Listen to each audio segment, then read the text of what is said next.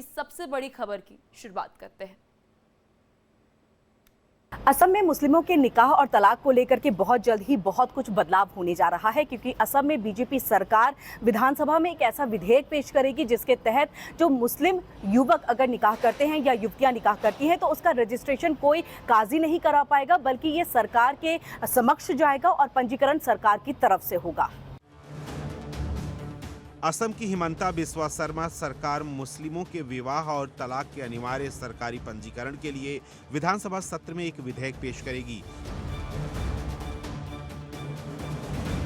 शर्मा ने मंत्रिमंडल की बैठक के बाद मीडिया को बताया कि सरकार आगामी सत्र के दौरान असम मुस्लिम विवाह अनिवार्य पंजीकरण और तलाक विधेयक 2024 पेश करेगी, जिसके बाद से मुस्लिम शादियों का सरकारी पंजीकरण अनिवार्य हो जाएगा। देखिए, असम मुस्लिम मैरिज एक्ट में चाइल्ड मैरिज को इजाजत देता था, तो हमने ये स्क्रैप करके ऑर्डिनेंस लाए थे।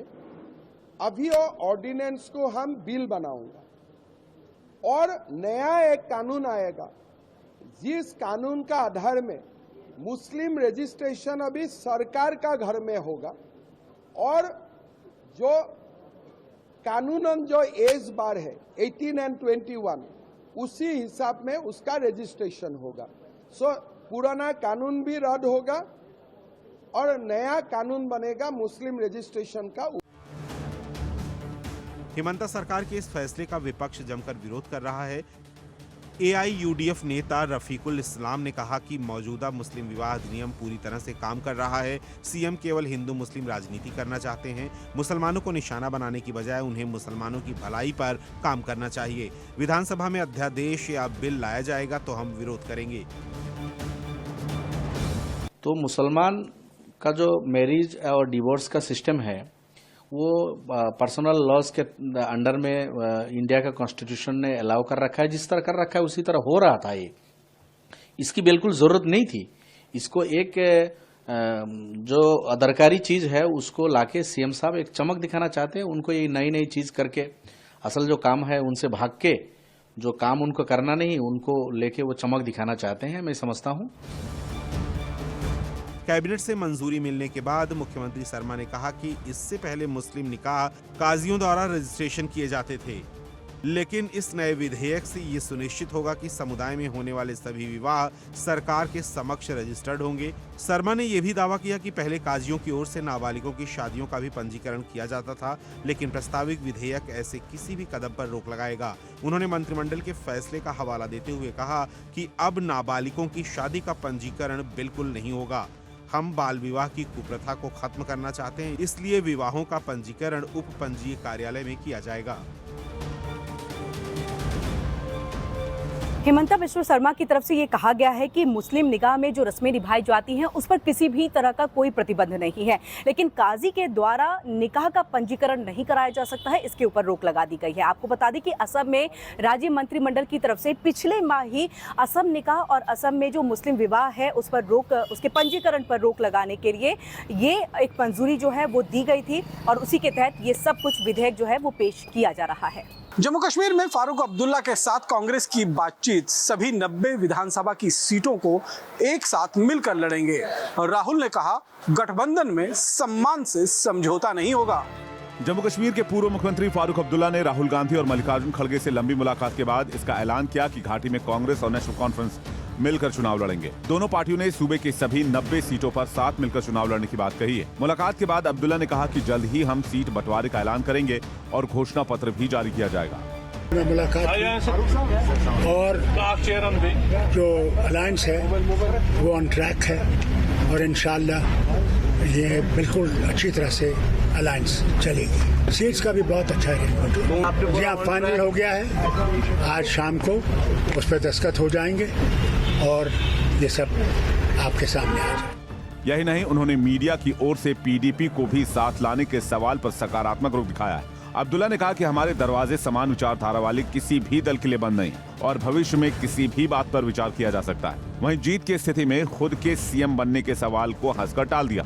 इससे पहले कांग्रेस सांसद राहुल गांधी ने श्रीनगर में पार्टी कार्यकर्ताओं से कहा कि जम्मू कश्मीर का प्रतिनिधित्व करना और इसे वापस राज्य का दर्जा दिलाना सबसे जरूरी है। यहाँ से मेरा खून का रिश्ता है। ऐसे में उम्मीद है कि चुनाव में लोग हमारा साथ जरूर देंगे। आजादी के बाद बहुत सारी बार यूनियन टेरिटरीज को स्टेट में बदला गया है। ये पहली बार हुआ है, इससे पहले ये कभी नहीं हुआ था। और हम ये मैसेज देना चाहते हैं कि जम्मू और कश्मीर के जो लोग हैं उनका रिप्रेजेंटेशन जरूरी है, हमारे लिए जरूरी है और देश के लिए जरूरी है।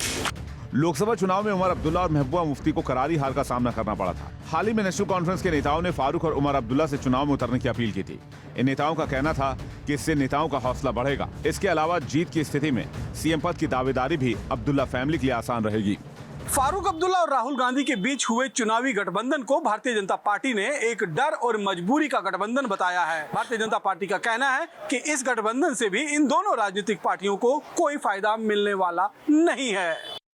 दिल्ली पुलिस की स्पेशल सेल ने आज आतंकियों पर ताबड़तोड़ कार्रवाई की है। दिल्ली पुलिस की स्पेशल सेल ने राजस्थान और यूपी एसटीएफ के साथ मिलकर अलग अलग जगह से अलकायदा के 14 आतंकियों को गिरफ्तार किया है। दिल्ली पुलिस ने 22 अगस्त को झारखंड, राजस्थान और उत्तर प्रदेश के 14 लोगों को हिरासत में लेने के बाद अलकायदा के आतंकी मॉड्यूल का भंडाफोड़ करने का दावा किया है। दिल्ली पुलिस के अफसरों ने बताया कि खुफिया जानकारी मिलने के बाद राज्यों के पुलिस बलों के साथ मिलकर एक ऑपरेशन चलाया, जिसके बाद इतनी बड़ी कामयाबी मिल पाई। पुलिस ने बताया कि अलकायदा इन इंडियन सब कॉन्टिनेंट के सरगना डॉक्टर इश्तियाक को झारखंड से हिरासत में लिया गया। ये देश में आतंकी हमलों की तैयारी में था। झारखंड एंटी टेररिस्ट स्क्वाड ने 3 जिले लोहरदगा, हजारीबाग और रांची के 14 स्थानों पर छापेमारी की। आतंकी मॉड्यूल के सदस्यों को हथियारों से ट्रेनिंग दी जा रही थी। इसी ट्रेनिंग के दौरान राजस्थान की भिवाड़ी से 6 जबकि झारखंड और उत्तर प्रदेश से 8 लोगों को हिरासत में लिया गया। झारखंड पुलिस और आईबी को ये जानकारी मिली थी कि झारखंड में अलकायदा कई जिलों में नेटवर्क खड़ा कर रहा है। खबर कंफर्म होते ही बुधवार देर रात अधिकारियों की अहम बैठक हुई। इसके बाद इस इंफॉर्मेशन को एटीएस के साथ साझा किया गया और देर रात ही टीम ने रेड डाली। लोहसिंघना थाना इलाके में लोहसिंघना चौक से एक संदिग्ध आतंकी 45 साल के फैजान अहमद को एटीएस की टीम ने गिरफ्तार किया है। कड़ी सुरक्षा के बीच एटीएस ने उसे कोर्ट में पेश किया, जिसके बाद ट्रांजिट रिमांड में उसे रांची और फिर दिल्ली ले जाया जाएगा। फैजान अलकायदा इंडियन सब कॉन्टिनेंट का सक्रिय सदस्य बताया जा रहा है। झारखंड में एटीएस को मिली बड़ी कामयाबी। जी हां, हजारीबाग के लोहसिंघना थाना क्षेत्र से पकड़ा गया संदिग्ध आतंकी फैजान अहमद 45 वर्षीय होलसेल का व्यापारी, और बताया ये जा रहा है कि फैजान इस इलाके में रहकर आतंकी संगठनों के साथ जुड़ा हुआ था। ये दावा किया जा रहा है। उनके पिता का नाम, फैजान के पिता का नाम अब्दुल रशीद था और फैजान जो है किसी डॉक्टर इश्तियाक से जुड़ा हुआ था जो रांची से हैं, और फिलहाल एटीएस की टीम ने फैजान को गिरफ्तार कर लिया है। संदिग्ध मोहम्मद फैजान अहमद होलसेल का व्यापार हजारीबाग में करता है। पहचान छुपाकर आतंकी संगठन के लिए काम कर रहा था। ये रांची के डॉक्टर इश्तियाक के संपर्क में था। डॉक्टर इश्तियाक हजारीबाग आया था और फैजान से मुलाकात भी की थी। दोनों ने हजारीबाग के एक होटल में खाना भी खाया था। डॉक्टर इश्तियाक की गिरफ्तारी पहले ही हो चुकी है। एटीएस की टीम ने 2 लैपटॉप, 1 किताब, मोबाइल फोन और कुछ इलेक्ट्रॉनिक गैजेट्स भी बरामद किए हैं, जिससे कई अहम सुराग मिलने की उम्मीद है। पुलिस ने बताया कि अलकायदा मॉड्यूल से जुड़े सभी संदिग्धों को हिरासत में लिया गया है। सभी संदिग्ध अलग अलग राज्यों से हैं और इनका मुखिया झारखंड का डॉक्टर इश्तियाक है। फिलहाल अभी भी पुलिस की कई ठिकानों पर छापेमारी चल रही है, तो वहीं दूसरी ओर और भी गिरफ्तारियां होने की संभावना है। आतंकियों पर एटीएस की दबिश। जी हां, झारखंड में एक साथ 14 जगहों पर एटीएस की चल रही है छापेमारी। AQIS यानी अलकायदा इंडियन सब कॉन्टिनेंट में जो आतंकी सक्रिय हैं उन पर दबिश बढ़ाई जा रही है। 2 अवैध हथियार बरामद होने की खबर है और ये भी खबर है जो हमारे सूत्र बता रहे हैं कि 7 लोगों को अभी तक हिरासत में लिया गया है। एटीएस झारखंड ने लोहरदगा में आतंकी संगठन अलकायदा इंडियन सब कॉन्टिनेंट यानी AQIS के स्लीपर सेल से जुड़े होने के शक में छापेमारी की। ये रेड कुंडू थाना इलाके के चंद लासो पंचायत के कौवा खाब गांव में अल्ताफ अंसारी के घर पहुंची। अल्ताफ अंसारी के घर पर हुई छापेमारी में एंटी टेररिस्ट स्क्वाड एटीएस को 2 कंट्री मेड हथियार और एयरगन बरामद हुआ। हालांकि आरोपी अल्ताफ अंसारी एटीएस के हाथ नहीं लगा। अगर आतंकी संगठनों की बात करें, स्लीपर सेल की बात करें तो रांची हो, हजारीबाग हो, पाकुड़ हो, जमशेदपुर हो, लोहरदगा हो, इन तमाम इलाकों में इनकी सक्रियता पहले भी देखी गई और यही कारण है कि एटीएस ने इन इलाकों में तफ्तीश बढ़ाई है, छापेमारी जारी है। सूत्र बता रहे हैं कि अल्ताफ भाग निकला था, लेकिन लोहरदगा में करीब 1.5 साल पहले आईएसआईएस आतंकी संगठन से जुड़े एक शख्स को गिरफ्तार किया गया, जो इस संगठन से युवाओं को जोड़ने का काम कर रहा था। यहाँ से कुछ संदिग्ध सामान भी बरामद हुए। हालांकि एटीएस की टीम इस मामले में कुछ भी बताने से इनकार कर रही है। अल्ताफ अंसारी की पत्नी नेहा खातून और पिता मुस्लिम अंसारी ने बताया कि 4 दिन पहले वो जमात के लिए दिल्ली गया है। उसके बाद से उससे कोई संपर्क नहीं हो पाया है, न ही वो घर लौटा है। इधर आतंकी संगठन के स्लीपर सेल की सूचना के बाद भारी संख्या में ग्रामीण अल्ताफ के घर के पास जमा हो गए, जिसे पुलिस ने हटाया। इनकी कोशिश होती है स्लीपर सेल बनाकर देश में आतंक मचाने की। पिछले अगर कुछ सालों की बात करें तो सिर्फ झारखंड में ही 2 दर्जन के आसपास स्लीपर सेल पकड़े जा चुके हैं।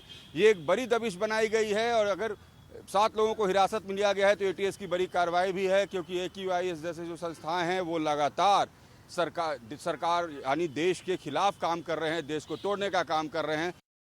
कोलकाता के आरजी मेडिकल कॉलेज में हुए रेप और हत्या के मामले में सुनवाई करते हुए सुप्रीम कोर्ट ने पश्चिम बंगाल पुलिस की भूमिका पर कई सवाल खड़े किए।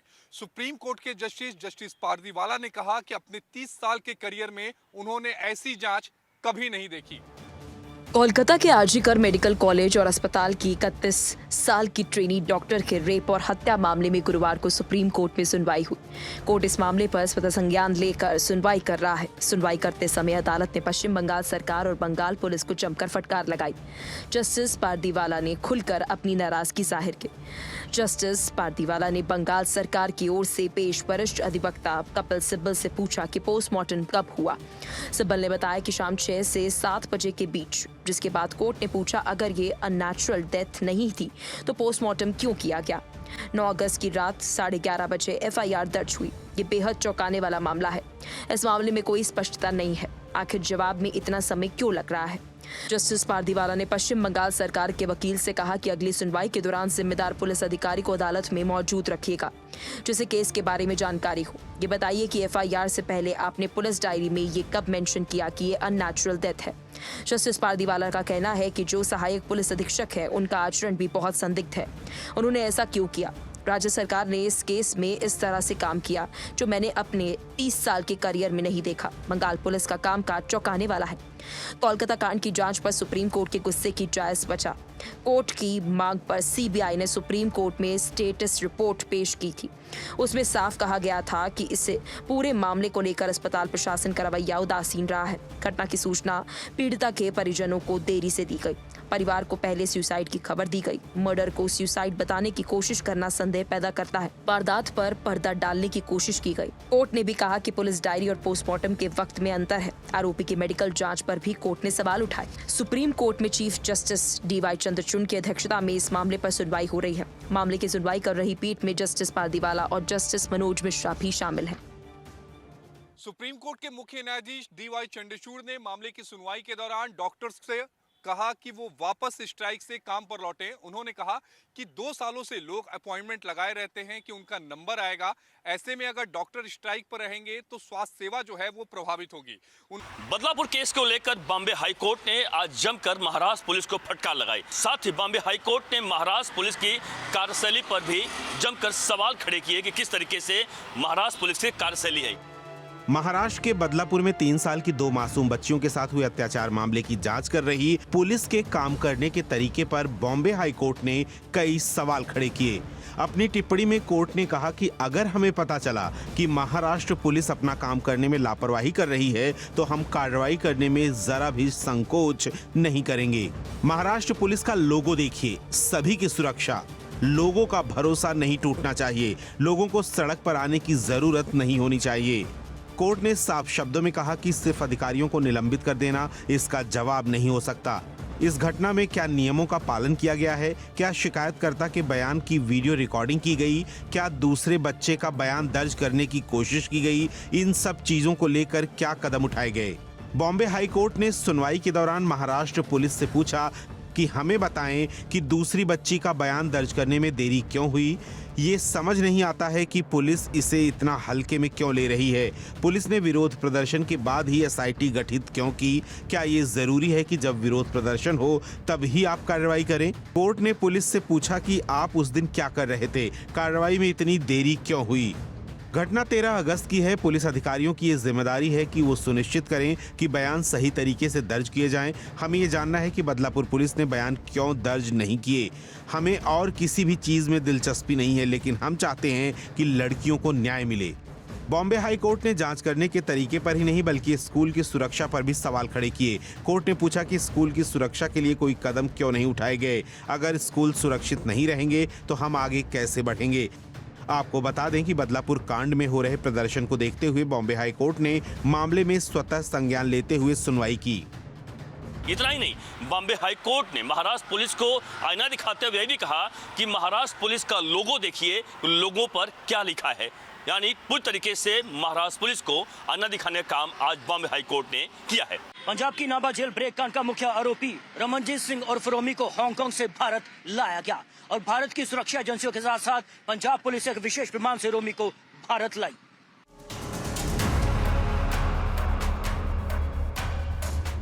पंजाब की नाभा जेल ब्रेक मामले में रमनजीत सिंह उर्फ रोमी को भगोड़ा घोषित कर दिया गया था। जांच एजेंसी के मुताबिक रमनजीत आतंकी गैंगस्टर नेक्सस का नोडल पॉइंट था। ये ड्रग्स और आर्म्स स्मगलिंग के कई मामलों में शामिल था। नाभा जेल ब्रेक मामले में रमनजीत की मुख्य भूमिका थी, जिसमें कई गैंगस्टर पुलिसकर्मी बनकर जेल पहुंचे थे और हाई सिक्योरिटी जेल को तोड़कर 6 गैंगस्टर और बड़े अपराधियों को छुड़ाकर ले गए थे। दोषियों में 1 दर्जन से ज्यादा गैंगस्टर और 2 आतंकवादी शामिल थे। 27 नवंबर 2016 को कुल 14 गैंगस्टर्स ने जेल पर हमला किया था, जिनमें से कई पुलिसकर्मियों की वेशभूषा में थे। पुलिस ने मामले में 34 आरोपियों के खिलाफ आरोप पत्र दाखिल किया था। पंजाब की नाभा जेल ब्रेक मामले में रोमी ने पैसा, हथियार और दूसरे लॉजिस्टिक सपोर्ट मुहैया करवाए थे। रमनजीत उर्फ रोमी के खिलाफ 2017 में रेड कॉर्नर नोटिस जारी हुआ था, जिसके बाद हांगकांग पुलिस ने उसे 2018 में गिरफ्तार कर जेल भेज दिया था। हाल ही में 6 अगस्त 2024 को हांगकांग स्पेशल एडमिनिस्ट्रेटिव रीजन ने 6 अगस्त को रमनजीत के सरेंडर का ऑर्डर जारी किया था।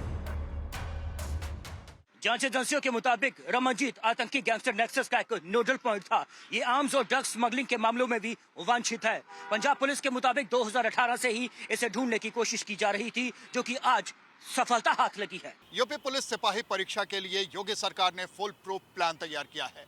इसमें टेक्नोलॉजी के इस्तेमाल के साथ ही वर्कफोर्स का भी भारी तादाद में इस्तेमाल किया जा रहा है। एक बार रद्द हो चुकी यूपी पुलिस की भर्ती परीक्षा कल से दोबारा शुरू होने जा रही है। 5 दिनों तक चलने वाली लिखित भर्ती परीक्षा को नकल माफियाओं और पेपर लीक कराने वालों से सुरक्षित रखना पुलिस प्रशासन के लिए बड़ी चुनौती होगी, जिसके खास इंतजामात किए गए हैं। भर्ती परीक्षा को लेकर प्रशासन पूरी तरह से चौकन्ना है। सीसीटीवी कैमरों की नजर से लगातार चप्पे चप्पे की निगरानी की जा रही है। मॉनिटरिंग में लगे कर्मचारियों को बाकायदा ट्रेनिंग भी दी गई है, जो हर संदिग्ध वस्तु और व्यक्ति पर चौकस निगाह गड़ाए हैं।